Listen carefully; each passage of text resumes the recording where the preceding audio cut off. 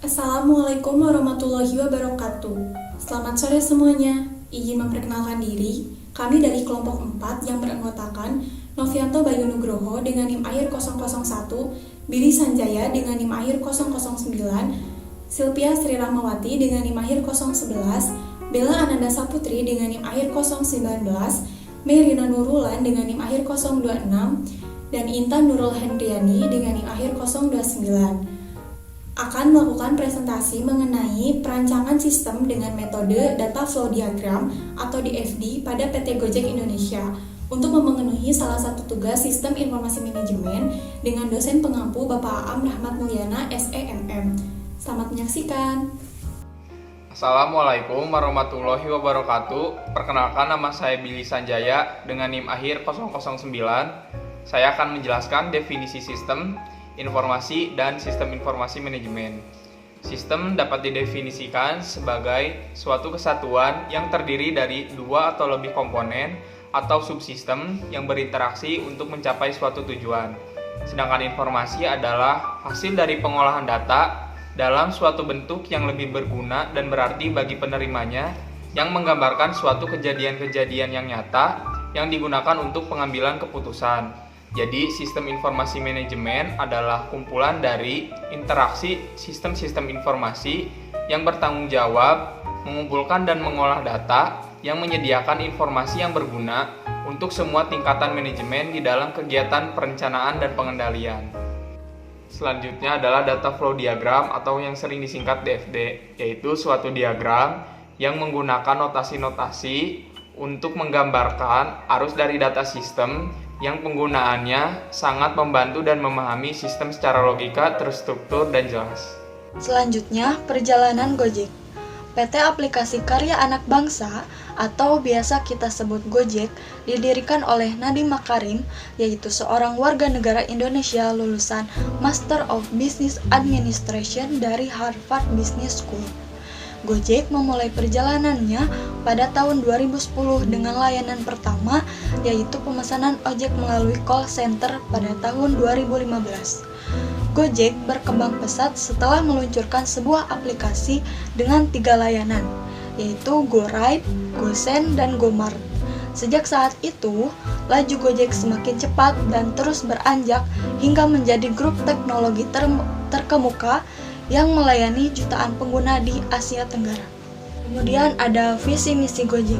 Visinya yaitu membantu memperbaiki struktur transportasi di Indonesia, memberikan kemudahan bagi masyarakat dalam melaksanakan pekerjaan sehari-hari seperti pengiriman dokumen, belanja harian dengan menggunakan layanan fasilitas kurir, serta turut mensejahterakan kehidupan tukang ojek di Jakarta dan di Indonesia ke depannya. Sedangkan misinya yaitu yang pertama, menjadikan PT Gojek Indonesia sebagai jasa transportasi tercepat dalam melayani kebutuhan masyarakat Indonesia atau SPID. Kedua, menjadikan PT Gojek Indonesia sebagai acuan pelaksanaan kepatuhan dan tata kelola struktur transportasi yang baik dengan menggunakan kemajuan teknologi. Ketiga, meningkatkan kepedulian dan tanggung jawab terhadap lingkungan dan sosial. Dan yang terakhir, memberikan layanan prima dan solusi yang bernilai tambah kepada pelanggan.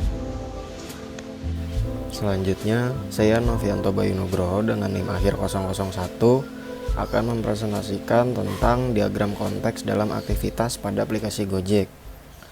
Yang pertama, ada dari aplikasi ojek online ini berkesinambungan antar pelanggan dengan driver ojek online. Yang antar pelanggan dari pelanggan ke aplikasi ojek online ini ada data user, memilih layanan, membuat order, pembayaran, top up GoPay, penentuan lokasi, review, dan rating. Lalu antara aplikasi dan ojek online ada data driver dan konfirmasi order. Dari driver ojek online ke aplikasi ojek online ada data order dan data review dan rating. Lalu antar pelanggan dengan aplikasi ojek online ada konfirmasi order, data review, data tarif, dan lama perjalanan, invoice order, dan pembayaran. Kemudian diagram 0 dalam aktivitas pada aplikasi Gojek. Yang pertama dari pelanggan, data profil pelanggan, pelanggan melakukan login, kemudian verifikasi, dilanjut login ulang. Setelah data diterima masuk ke aplikasi ojek online, lalu kemudian konfirmasi order, pelanggan memesan order, lalu memilih metode pembayaran tunai ataupun non tunai, lalu dilanjut ke driver ojek online yang mana memberikan jasa kepada pelanggannya. Setelah driver memberikan jasanya, ada data review dan rating ke aplikasi ojek dan online yang diberikan oleh pelanggan. Selanjutnya saya akan menjelaskan di FD level 1, login dalam aktivitas pada aplikasi Gojek. Pertama-tama, pelanggan harus sudah memiliki aplikasi ojek online yaitu aplikasi Gojek. Jika belum memiliki, pelanggan dapat mendownloadnya di Play Store atau iOS. Sebelum melakukan login, pelanggan harus sudah memiliki akun yang terdaftar di aplikasi Gojek berupa data profil pengguna seperti username, password, email, dan nomor handphone. Nah, untuk melakukan login, pelanggan diminta untuk mengisi data berupa nomor handphone yang sudah terdaftar di aplikasi Gojek. Untuk melakukan verifikasi, Gojek akan mengirimkan kode verifikasi berupa OTP one time password atau login link. Setelah mendapatkan kode dan memasukkan kode verifikasi berupa 4 digit nomor rahasia atau link konfirmasi, maka terdapat dua kondisi kemungkinan. Yang pertama, login berhasil, yang kedua login gagal.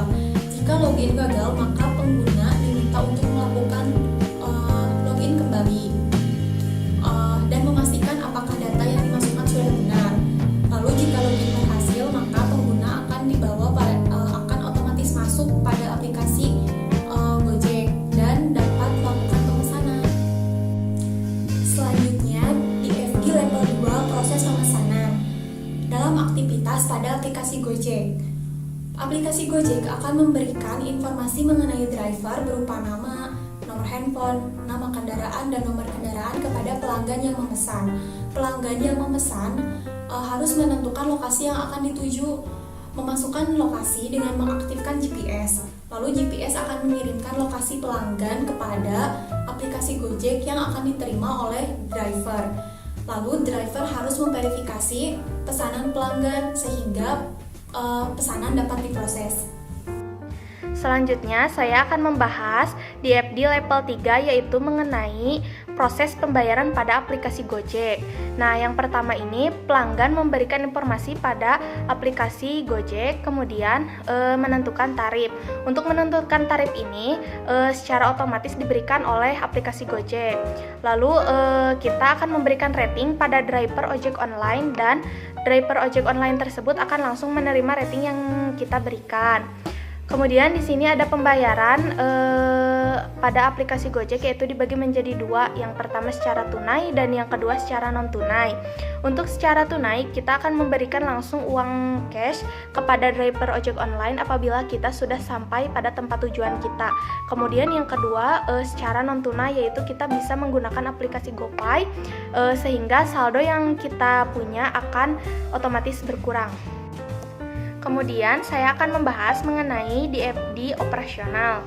Dalam aplikasi Gojek terdapat beberapa macam. Yang pertama ada GoRide, GoCar, GoSend, dan GoPut.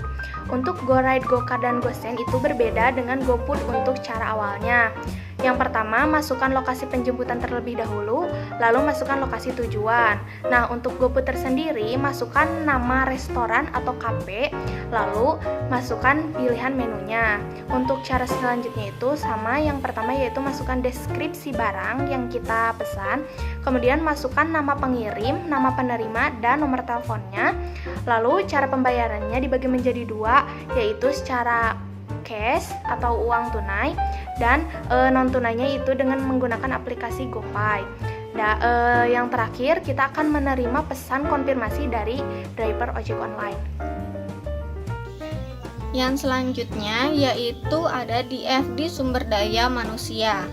Yang pertama pada bagian HRD mulai menginput penugasan untuk iklan lowongan driver. Yang kemudian admin menerima perintah penugasan, kemudian membuat iklan lowongan driver. Yang selanjutnya, driver yang sedang mencari info lowongan driver melamar sebagai driver. Yang kemudian, admin menerima data pelamar.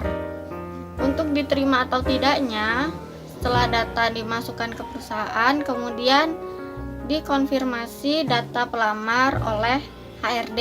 Yang selanjutnya, setelah diterima lamaran sebagai driver, dilakukan proses berkas untuk melihat sesuai spesifikasi atau tidak. Setelah itu, dilakukan penyimpanan data dan melakukan proses pemanggilan.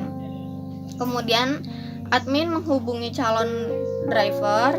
Setelah itu, driver menerima panggilan, kemudian memberikan berkas kepada admin. Setelah admin menerima berkas, selanjutnya driver mengikuti tes. Setelah mengikuti tes, bagian HRD melakukan proses hasil testing untuk melihat sesuai atau tidak. Kemudian setelah diterima, admin mengkonfirmasi kepada driver. Kemudian driver menerima panggilan dan melakukan registrasi ulang. Setelah itu, admin melakukan verifikasi data untuk melihat valid atau tidaknya. Kemudian setelah data valid, admin melakukan proses data yang sudah menjadi driver. Kemudian driver menerima surat tanda terima sebagai driver. Kemudian menerima perlengkapan. Selanjutnya waiting order. Setelah ada order, driver menerima order. Selanjutnya DFD keuangan, yaitu kunjungi www.klikbca.com, masukkan ID pengguna dan PIN kalian, lalu pilih transfer melalui BCA virtual account, lalu masukkan kode perusahaan Gojek dan nomor telepon kalian yang terdaftar di aplikasi Gojek, lalu masukkan jumlah top up, masukkan kode yang telah diberikan oleh KBCA, simpan tanda terima atau cetak tanda terima.